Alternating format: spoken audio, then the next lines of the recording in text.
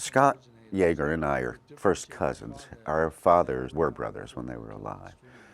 So we've known each other all our lives, and in a way really grew up together, seeing each other quite a lot. Scott's an amazing fellow, and I have almost 24 first cousins, and he's unique among them in terms of his ability to see technology way before it's there. In the early 80s, he saw that fiber optics were going to be important because they carried an amount of data that other media like copper couldn't handle. And he knew there was going to be a demand for that kind of data. And he started a company to exploit that.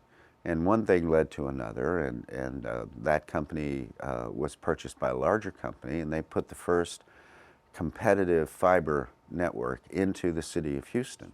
Then he had an idea that it would be probably interesting to provide a way for computers to connect to each other. Rice had big computers, NASA had big computers, the medical center had big computers.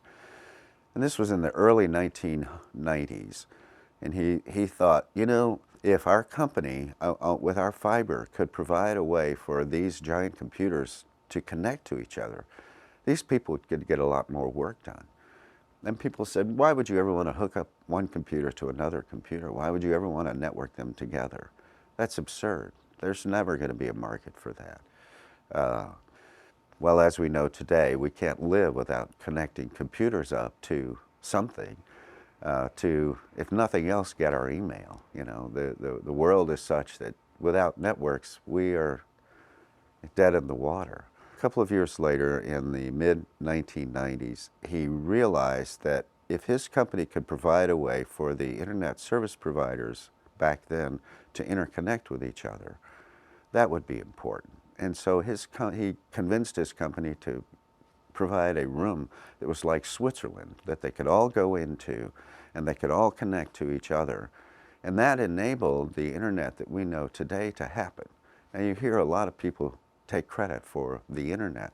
But this really was, in a way, the birth of the internet, where he convinced his company to provide this room for the half a dozen or so internet service providers of the day, 1993, 1994, to connect to each other so that one's traffic, one's customers could connect and send traffic to other customers on other networks.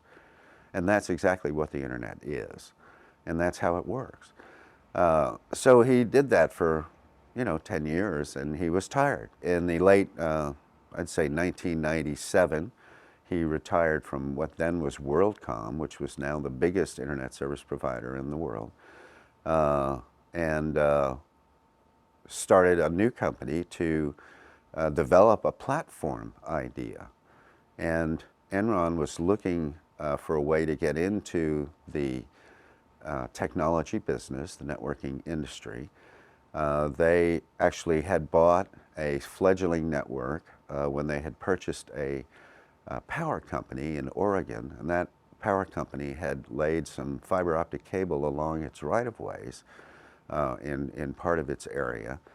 And so they thought, when Enron bought that company, initially for its power capabilities, for generating electricity, they thought, well, what can we do to exploit this other asset that we now own, this network company? And so they looked around and they came upon Scott, and Scott said, well, I'm not interested in just being involved with another network company, but if you want to go to the next level and offer the next level of services, namely to build a platform that's more than just pipes, but it's servers and it's applications that content can live in, then I'm interested in that. Scott's an idealist. He is a person who can see things before they exist and gets excited about them and gets people around him excited about them to, let's go do that. That is something worthwhile doing. We're going to change the world when we do that. Let's go do it. It's exciting. That's where he was coming from. And they said, okay, well, that's what we'd like to do. We'll be the only company in the world who's even trying to do that. And that was, in fact, the case there for several years, where no one even conceived that that would be an important business. And today, of course, it's been shown that we can't, as I say, we can't live without that kind of a platform approach to networking.